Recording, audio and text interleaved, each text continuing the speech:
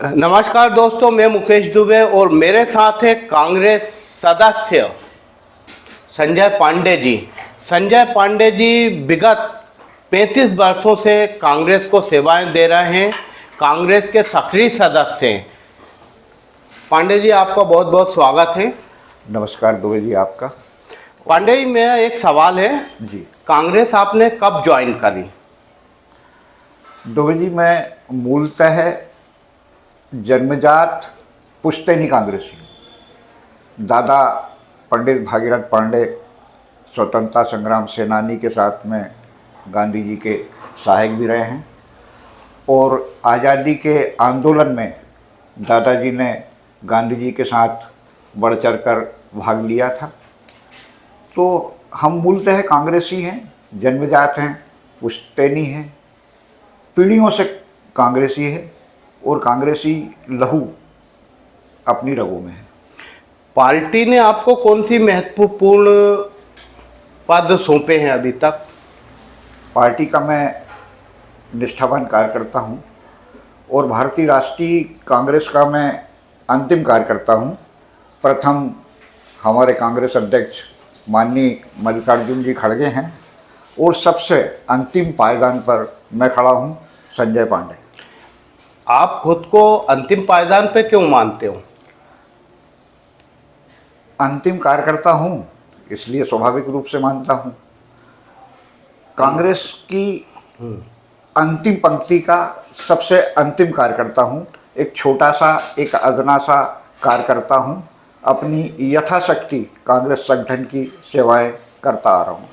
सुना है इस बार भी आपने कांग्रेस की प्रत्याशी के लिए दावेदारी का फॉर्म भरा है? दुबे जी, दावेदारी नहीं है, सिर्फ कांग्रेस का एक अंतिम अभ्यर्थी होने के नाते मैंने हरदा विधानसभा से अपना पक्ष रखा है। पांडे जी, गांव के चुनाव में कितनी राशि लगती है आपको पता है? फिर विधानसभा चुनाव में बाहुबल और धनबल को अधिक महत्व दिया जाता है। ऐसे में आपको अगर टिकट भी मिलती है तो आप अपना प्रचार प्रसार कैसे कर पाएंगे? जी हाँ, आज की राजनीति धनबल और बाहुबल का पर्याय बन चुकी है। आज कहीं भी देख लो, धनबल और बाहुबल के बिना चुनाव नहीं होते, ये बात भी सही है। लेकिन मैं सिर्फ इस मिथक को तोड़ना चाहता हूँ कि चुनाव सिर्फ धनबल से होते हैं, बाहुबल से होते हैं। अगर धनबल से होते तो टाटा बिरला कब के देश के प्रधानमंत्री या अन्य पदों पर चले जाते। धनबल सब कुछ नहीं होता है। मैं धनबल बाहुबल से ज़्यादा जनबल का समर्थक हूँ। क्या आपको उम्मीद है कि आपको टिकट मिलेगी इस बार? उम्मीद पर दुनिया कायम है। और उम्मीद की वजह? उम्मीद की वजह यह है, मेरा संगठन में निस्वार्थ कार्य, पार्टी की प्रति लगन, समर्पण और सतत संघर्ष। मुझे ऐसा लगता है कि कांग्रेस मुझे सेवा करने का अवसर प्रदान करेगी। पांडे जी, एक पर्सनल क्वेश्चन। जी। सुना है कि आपके पास जब आप युवा अवस्था में थे जी तो आपके पास जमीन जायदाद, हरदा में प्लाट लगभग 5 से 10 करोड़ की आंकलिक खपत मानी जाती थी। जी। अब है? दुबे जी, ऐसा है, संपत्ति की जो आपने अभी चर्चा की, जमीन जायदाद, प्लाट, चल अचल संपत्ति की, वो सब कुछ मेरे पास थी। क्या क्या थी और कितनी थी और कहाँ थी? मेरे पास 10 एकड़ ज़मीन, हरदा में 3 प्लाट, मकान सहित चल अचल संपत्ति थी।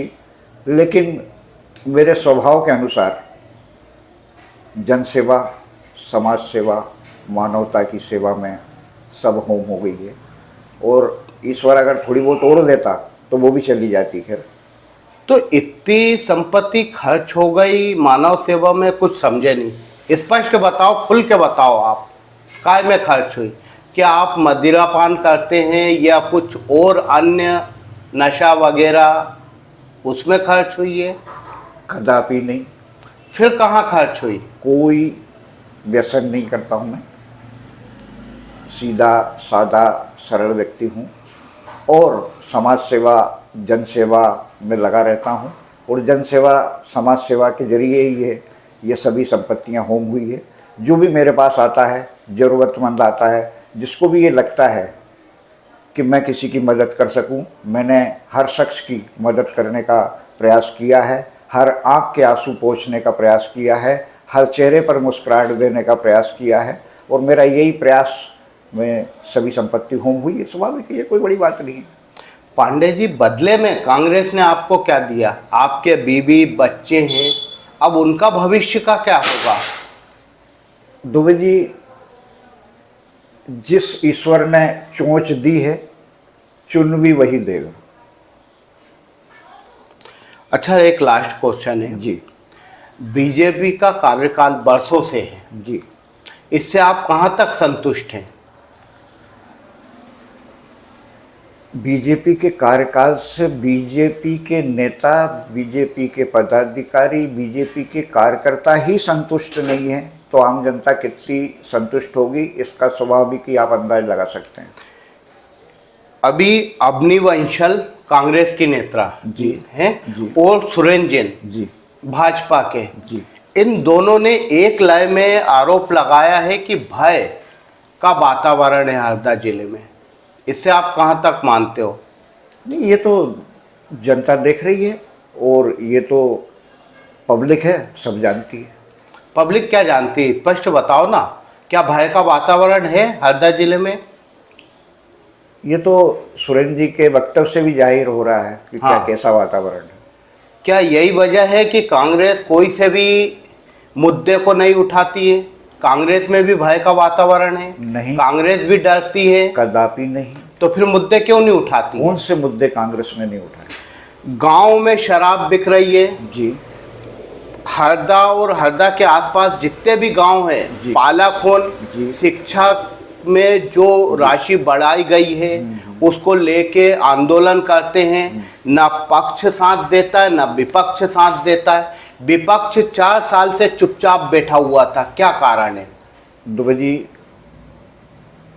आपका क्या नज़रिया है ये एक अलग बात है, लेकिन जहाँ तक कांग्रेस की बात है, हरदा विधानसभा में कांग्रेस सक्रिय है, संगठित है, मजबूत है और जन जन के संघर्ष के लिए कांग्रेस ने हमेशा सतत संघर्ष किया है और कांग्रेस का संघर्ष जारी है। जहाँ रही बात जुए सट्टे अवैध खनन उत्खनन की, तो इस संबंध में कांग्रेस ने समय समय पर धरना प्रदर्शन आंदोलन किए हैं और अपनी बात अपना पक्ष शासन प्रशासन के समक्ष रखा है, लेकिन शासन और प्रशासन के कानों में कोई जू नहीं रहेगी।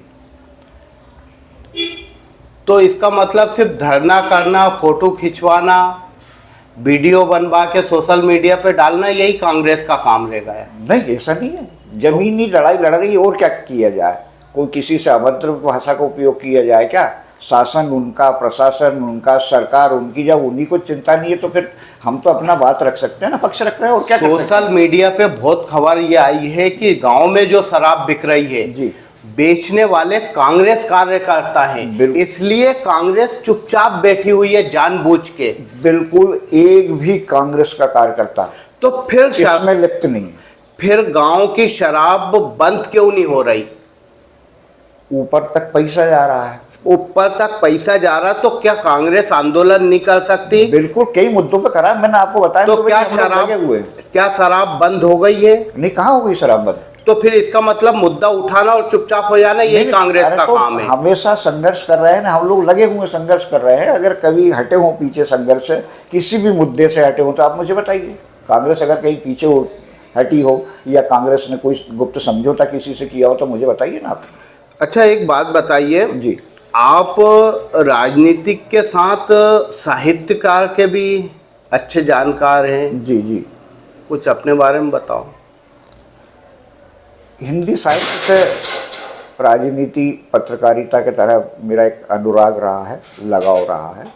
कभी तो नहीं हूँ, साहित्यकार भी नहीं हूँ, छोटा सा अदना सा कवि हूँ और कुछ तुकबंदियाँ शब्दों में पिराने का प्रयास करता हूँ। टूटे फूटे शब्दों में छोटा सा प्रयास रहता है हिंदी लेखन के कार्य में। अच्छा पांडे जी, मान लीजिए जी, पार्टी आपको टिकट देती है तो आप किन मुद्दों पर चुनाव लड़ेंगे? मैं पूरी सादगी शुचिता के साथ गांधीवादी सिद्धांतों को अमल में लाकर चुनाव लड़ूंगा। आपके मुद्दे क्या रहेंगे? मुद्दे की कोई कमी नहीं है, पूरे क्षेत्र में मुद्दे ही मुद्दे हैं। आप किन मुद्दों की बात कर रहे हैं? आप मुद्दे बताइए ना।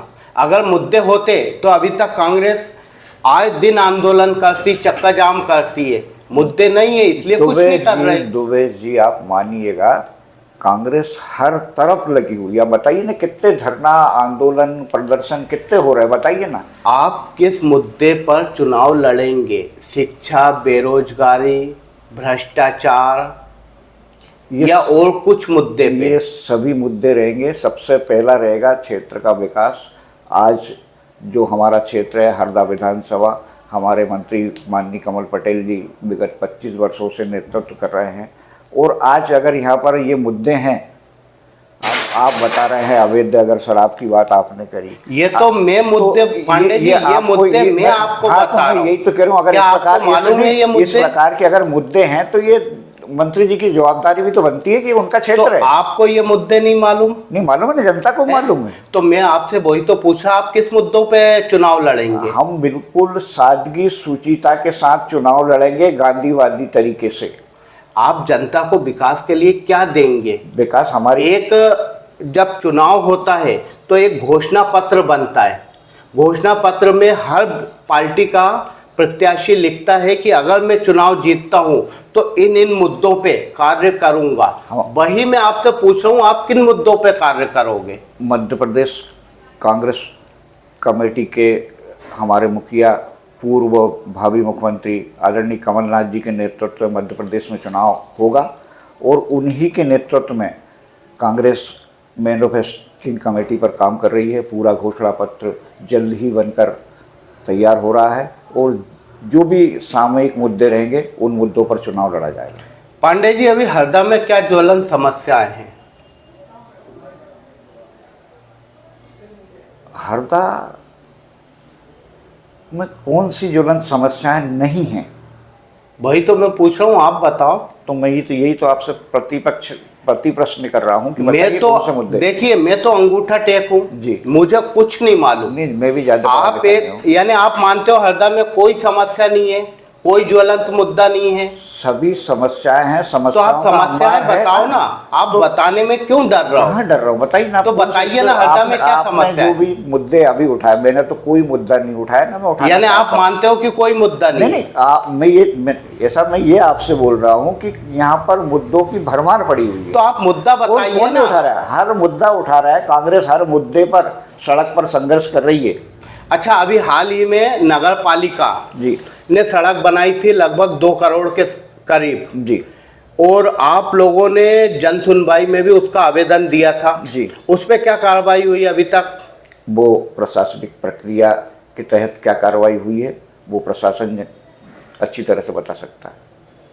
तो ऐसा तो नहीं कि प्रशासन एक कमेटी बनाएगा, फिर उसकी जांच होएगी, वो फिर जांच लंबी चलेगी और ठंडे बस्ते में डाल दिया जाएगा? ये भाजपा की सरकार है, वो कौन सी कमेटी बनाएंगे, कौन सी जांच करेंगे, ये तय होगा। चलिए ठीक, धन्यवाद। एक आध आप शेर सुनाए तो मजा आएगा। दुबे जी, बरसों पहले एक शेर लिखा था और आज भी वो शेर मेरी जिंदगी के आसपास है जी। शेर है, जख्म जब तलक हरा होगा मेरी आंखों में तेरा चेहरा होगा। बहुत बढ़िया। जख्म जब तलक हरा होगा मेरी आंखों में तेरा चेहरा होगा और हंसो अभी समय है तुम्हारा, मेरा वक्त कहीं ठहरा होगा, मेरा वक्त कहीं ठहरा होगा। शानदार।